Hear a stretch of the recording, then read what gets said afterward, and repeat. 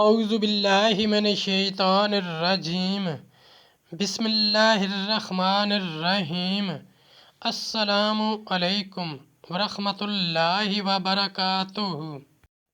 طالب علم ساتھیوں، اس سے پہلے والی ویڈیو میں ہم نے پارہ نمبر 5 سورۃ النساء آیت نمبر 36 کے بارے میں پڑھا۔ اس ویڈیو میں ہم پارہ نمبر 5 سورۃ النساء آیت نمبر 37 تا 40 کا ترجمہ، تفسیر، عربی، شان نزول کے بارے میں پڑھیں گے اور قرآن کی روشنی میں اہم دینی مسائل بھی سیکھیں گے۔ لنک میں نے اس ویڈیو کے ڈسکرپشن میں شیئر کر دیا ہے۔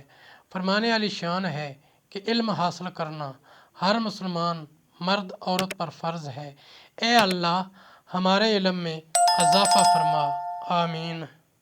سورۃ النساء آیت نمبر 37۔ للذین یبخلون ویامرون الناس بالبخل ویکتمون ما آتاہم اللہ من فضلہ واعتدنا للکافرین عذابا مہینا۔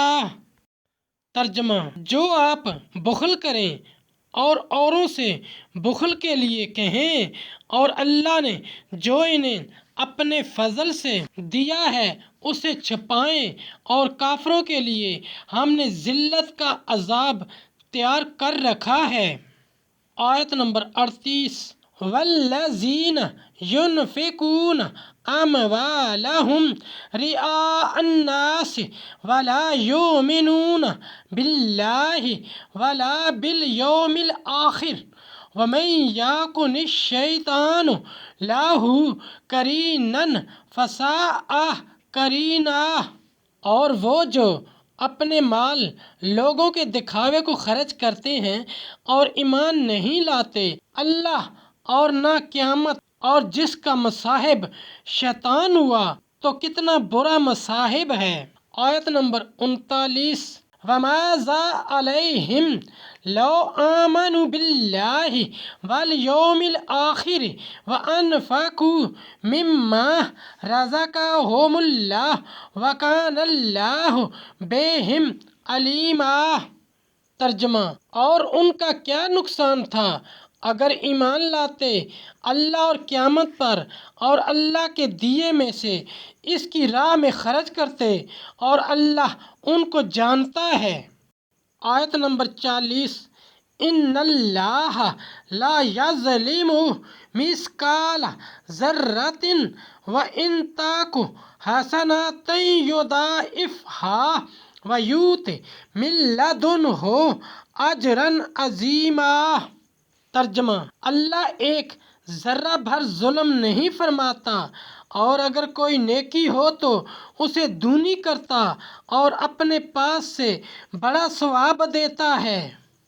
تفسیر اور شان نزول: بخل یہ ہے کہ خود کھائے دوسرے کو نہ دے، شح یہ ہے کہ نہ کھائے نہ کھلائے، سخا یہ ہے کہ خود بھی کھائے اور دوسروں کو بھی کھلائے، جود یہ ہے کہ آپ نہ کھائے دوسرے کو کھلائے۔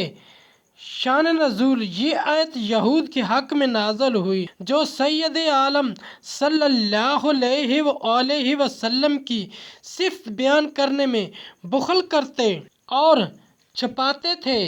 مسئلہ اس سے معلوم ہوا کہ علم کو چھپانا مذموم ہے۔ حدیث شریف میں ہے کہ اللہ کو پسند ہے کہ بندے پر اس کی نعمت ظاہر ہو۔ مسئلہ اللہ کی نعمت کا اظہار اخلاص کے ساتھ ہو تو یہ بھی شکر ہے، اور اس لیے آدمی کو اپنی حیثیت کے لائق جائز لباسوں میں بہتر پہننا مستحب ہے۔ بخل کے بعد صرف بے جا کی برائی بیان فرمائی کہ جو لوگ محض نمود و نمائش اور نام آوری کے لیے خرچ کرتے ہیں اور رضائے الہی انہیں مقصود نہیں ہوتی، جیسے کہ مشرکین و منافقین، یہ بھی انہی کے حکم میں ہیں دنیا و آخرت میں۔ دنیا میں تو اس طرح کے وہ شیطانی کام کر کے اس کو خوش کرتا رہا، اور آخرت میں اس طرح کے ہر کافر ایک شیطان کے ساتھ آتشی زنجیر میں جکڑا ہوا ہوگا، اس میں سراسر ان کا نفع ہی تھا۔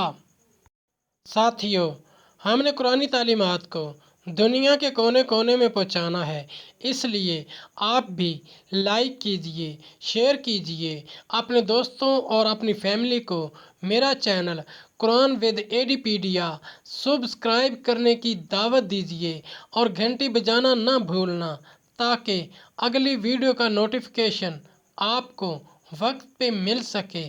اللہ کریم ہم سب کی نیک اور جائز حاجات پوری فرمائے، آمین یا رب العالمین۔